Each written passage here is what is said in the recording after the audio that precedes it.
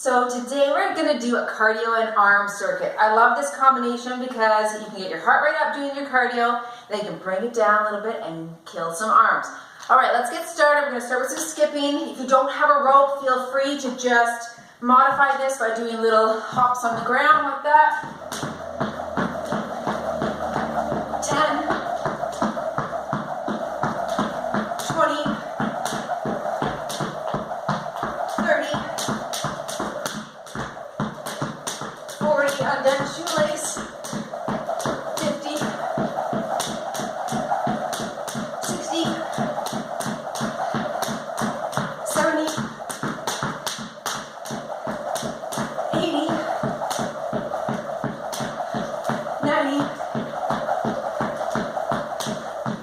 Alright, there's 100.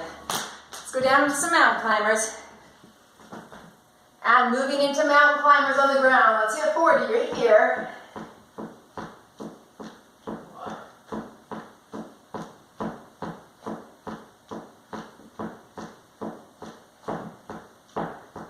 Ten more.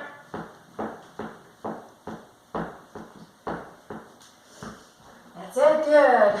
Cardio kicks for 40 here. 10, 20, 30, and 40. And last, let's go into 10 split squats. And then we'll start our arms. Oh, let's do squat, why not? Here's 3.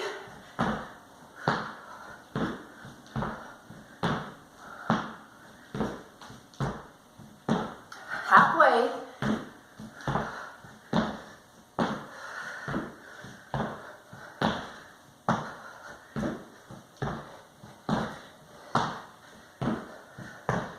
Last one right here. Woo!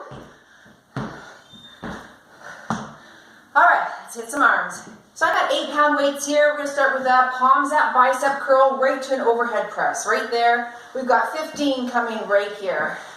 So multiplying double joint, double muscle actions here. That will actually get our heart rates up as well. There's 5, you have 10 more.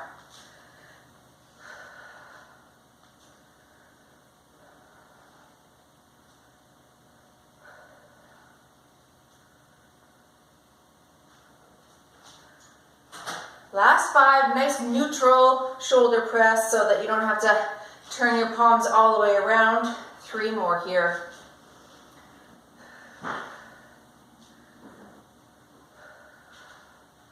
And last one. Let's hold those same weights, hinge forward at the waist, and hit up some tricep kickbacks right there for 12.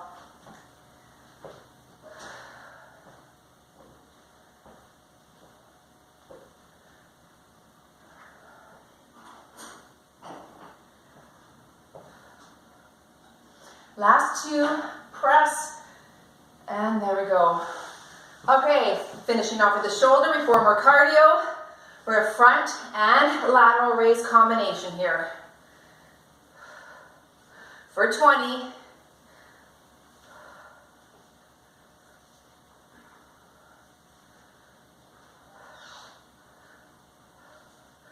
Halfway.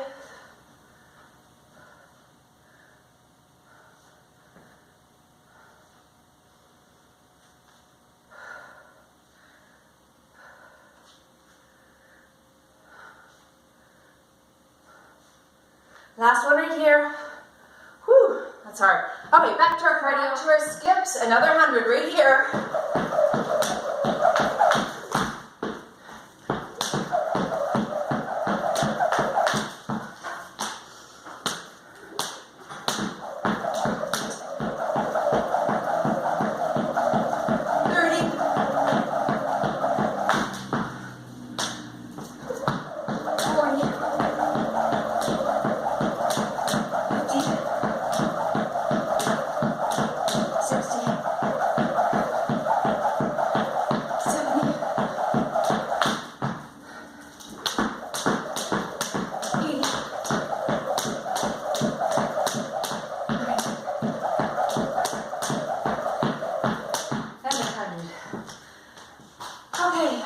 minutes for 40. Here we go.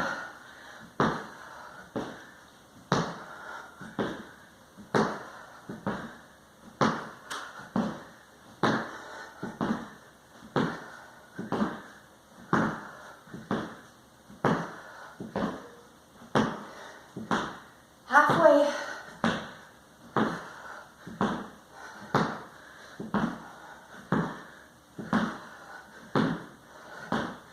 Last 10.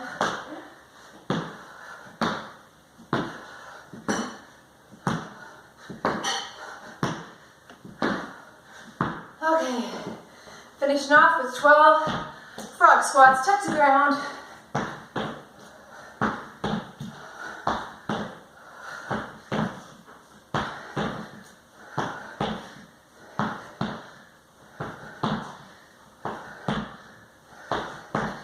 Okay, back to arms. Back to arms, we're going to do some rear delt raises here.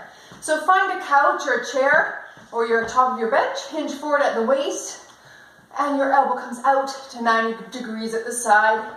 Working rear delts, back shoulder. You're going to do 12 right here.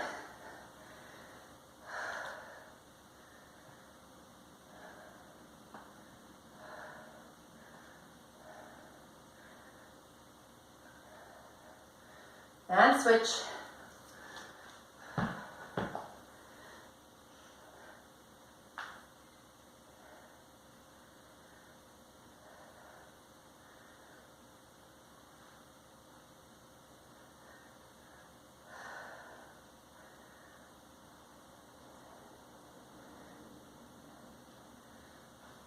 All right, take a plate or a dumbbell. We're going to do some front raises with a turn. Knees are soft.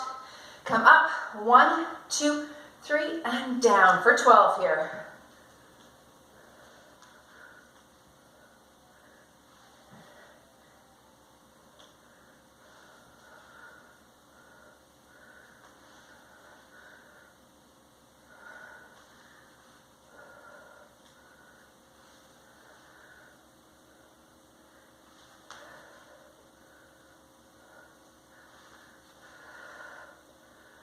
Two more. Last one, we're doing 10 turns right here. Wow, burns. Good, grab your other weight and go into palms up and out. Bicep curl. Last 12 right here.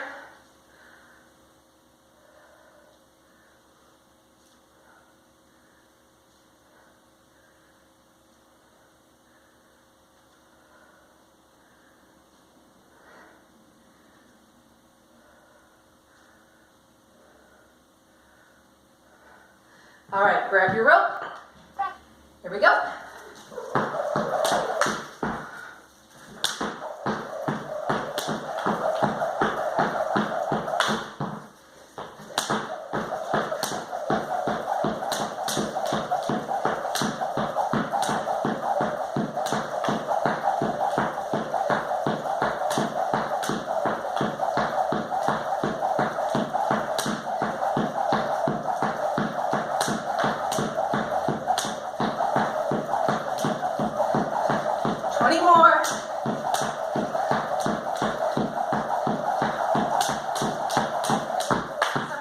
We're going to do it 10 times.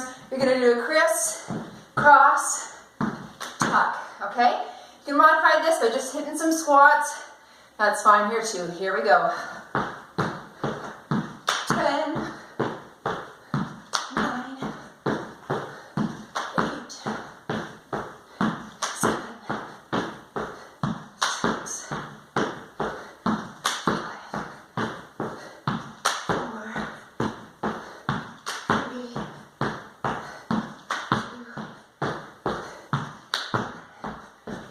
5, good. Let's go back down to the ground. And we're going to hit a little partial scorpion right here for 20.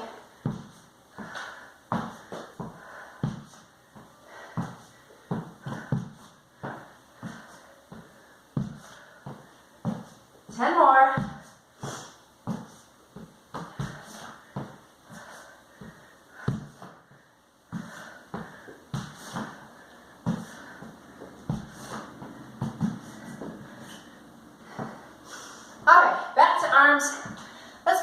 heavier weight.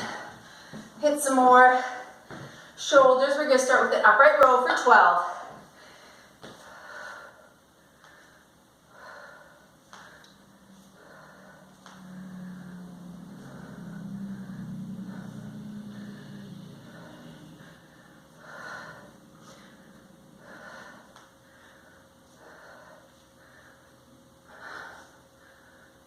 Last one. I've got a nice hallway bench here. It's going to help me out. Okay, seated, concentration curls, elbows on the inside of your leg. No swinging, no rotating the shoulder forward to help that dumbbell up. Just a straight lift right there. 12 each side, that's 4.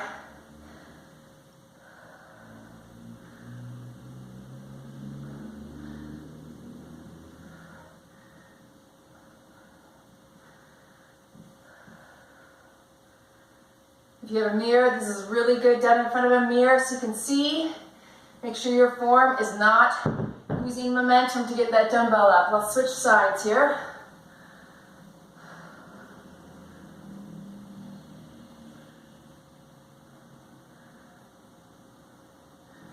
Flexing that bicep at the top, we're halfway there.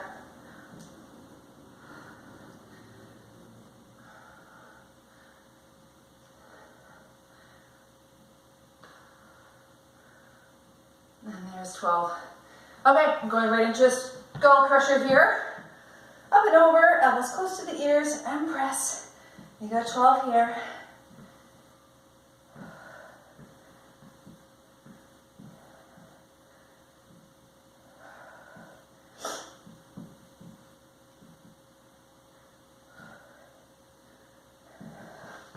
Excellent. Dumbbells down, let's go back to our skipping.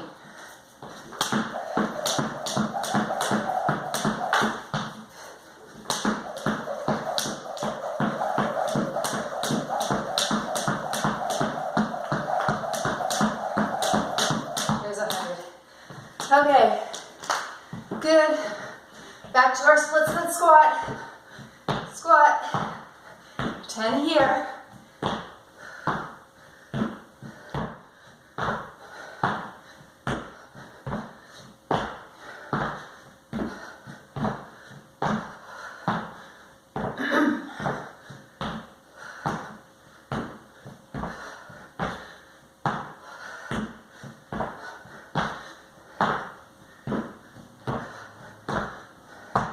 Last one.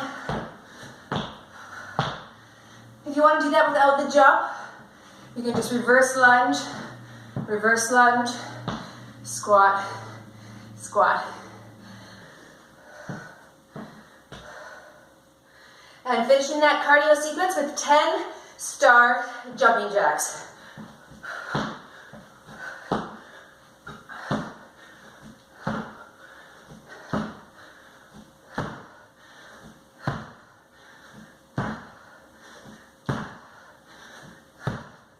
Okay, catch your breath, grab water, we'll move on to some more arms.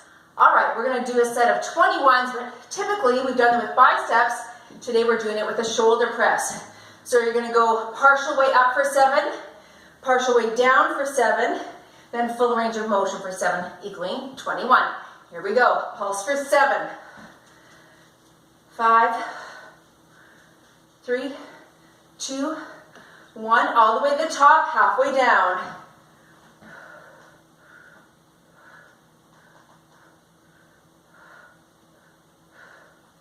All right, full range, here we go. 7,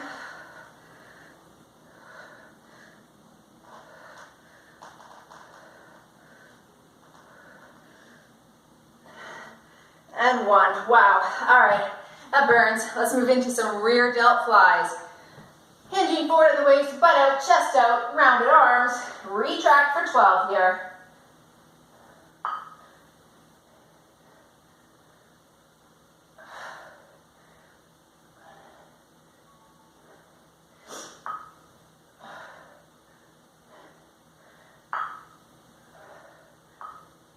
Last one. Wow. Okay, final bicep curl here. Now I'm going to go to my heavy weights. Hammer curls for 12. Slight turn at the top to flex those biceps.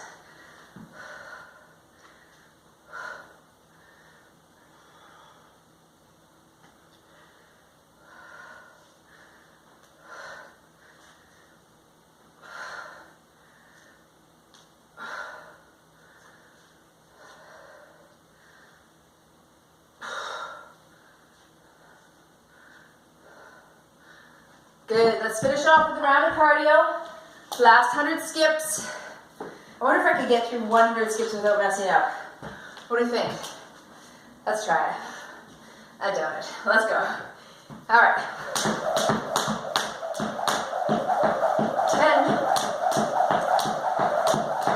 20, 30, 40. Jinxed it. 50, 60, 70,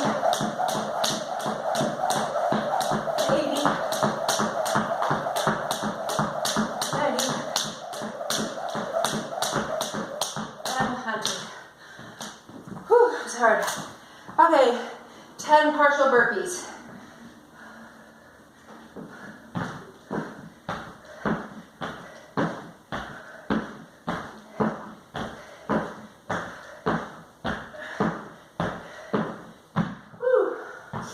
Okay, finishing 50 high knees, here we go.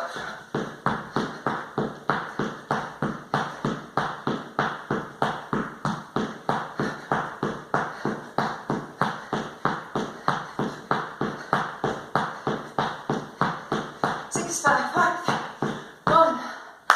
You're done, holy.